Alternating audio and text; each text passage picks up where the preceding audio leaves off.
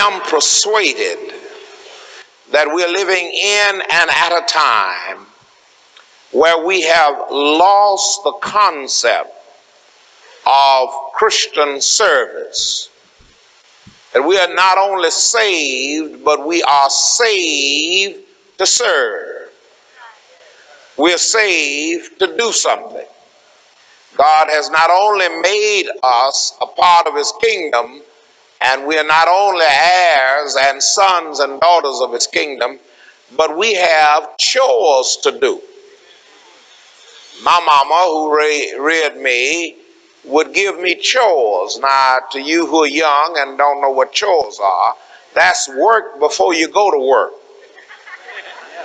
You have to get up and slop the hogs and feed cows and feed the chickens and pack water and cut wood and then go and pick cotton. Now, the chores were done because you are part of the family. You didn't get paid for the chores. Mama never paid me for chopping wood, nor slopping the hog. But you are paid because you are a member of the family. And we who are saved, we have chores to do while we rejoice in the God of our salvation.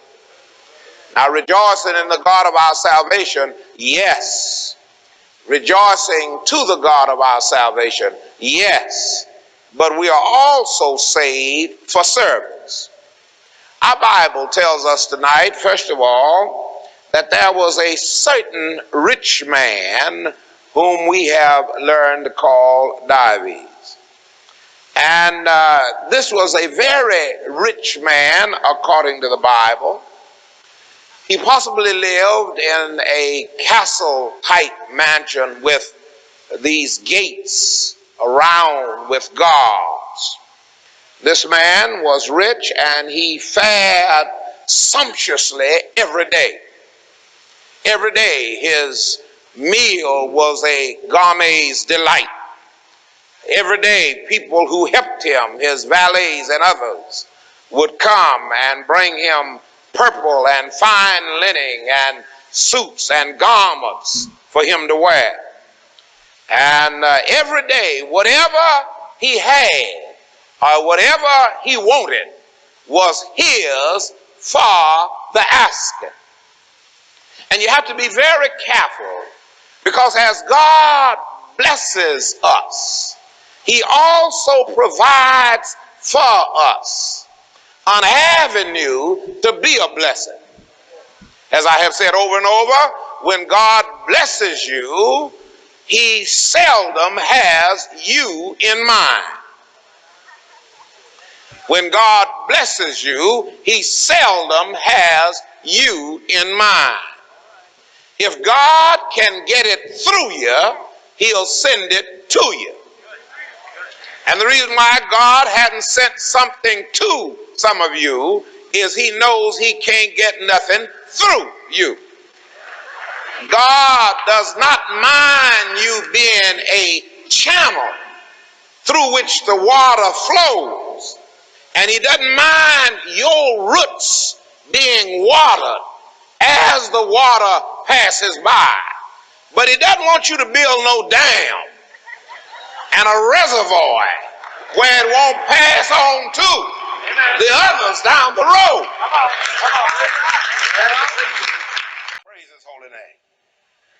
Some of us have mothers and fathers, and I would have the time to tell you how God, and maybe I'll take the time. I knew my father for the first time when I was 16 years old.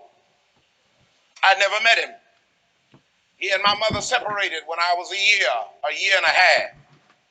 And I never met my father until I was 16, and when I met him, he gave me $2.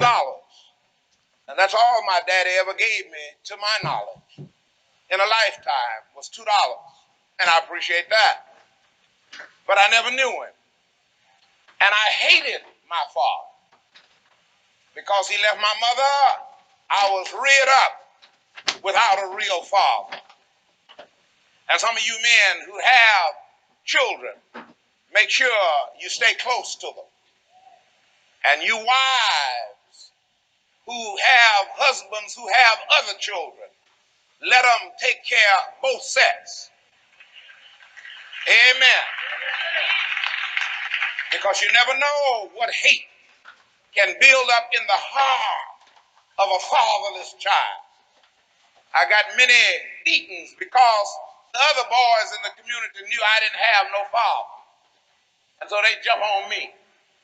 And I slept a many nights scared because I didn't have no daddy to say everything was all right.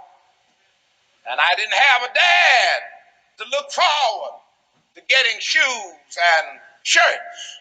So I had to wear whatever the people in the community would give to me. And I came up with hatred in my heart against my father. And then I was called to preach, and I started pastoring a church at 20 years old. And I discovered that he was in Houston with me. And he was going around telling the people that after all the money he had spent on me, educating me, I became a preacher, a worthless preacher, he said. And he hadn't given me but $2. So in those days, I knew how to curse. And I sent him back some befitting words to describe how I felt about him. And they were truthful. They don't need to be lying now. I mean, this is the truth. I sent some befitting words, some Texas explanationary words. And I said, if you go east and I go west, we'll never meet. And I didn't have any problem with my religion. I didn't have no problem with my Christianity. And I was pastor of a church, but I hated my daddy. And the last thing I would ever want to do was to see him because I hated my dad. And then one day the telephone rang, and my cousin, who kept up between us, she said, Ed, your daddy is sick. I said, well, then take care of him. I hung up. And then a little later on, she called about a month later and said, I'm telling you again, your dad is in the hospital and he's sick. And I can't do nothing with him. I can't take him into my house, and he's got to get out of the hospital. And I don't know if I've ever had an agony like that agony. I said to my cousin, well, what do you expect me to do? And she hit me below the belt. She said, well, Reverend,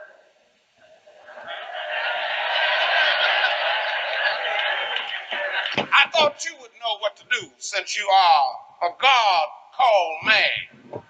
I said, now don't try to pull nothing like that on me. I don't know no Will Hill. My father was Papa, who tried to raise me. Died when I was 11 years old. So I don't know no daddy. And she said, you can argue all you want, but your daddy is in the hospital. And he's an alcoholic. And he's had a stroke. And you need to go see about it. I said, you've been taking care of him. She said, but I've come to the end of my rope. And I had to go to the hospital. And I had to ask to see a man that I never wanted to see. And they showed me this man in this bed. And he was full of alcohol and full of ammonia and had a stroke. And I had to pick him up with my hand and mess up my clothes and pack him to my car. And all the way there, he made me mad. Now be careful. Be careful. Don't let me drop. I started to say, I wish I could find a place to let you drop. And I had to take this man in my house. I hear some of you holier than thous out there saying, well, that's nothing. You ain't had to do that. You wait until your day comes. And I hope it never comes. I had to take this man that I hated, that mistreated my mother, that made my mother have to work like a dog. I had to take him in my house. and put him in my guest bedroom. And for almost a year, I had to take care of it. God can put a Lazarus at your door. Amen, lights. And he put him there. And my wife, who was working, had to cook, and we had to clean and cook and clean. And he had no money. And we were making no money hardly. And we had to take it and take care of it. And after 3 or 4 months, I began to like him because I began to see myself in him. And when we'd go upstairs, my wife would say, "Hey, but one problem, you just him all over again, that's all." And she began to call me him, "You old stubborn Will Hill." And I began to see myself in him, and we began to talk, and he began to tell me about history and how he used to drive a congressman of the United States and how he knew Washington, and we got into all of that. And I found a place to take care of it. And then finally I fell in love with him. And before he died, he got called to preach.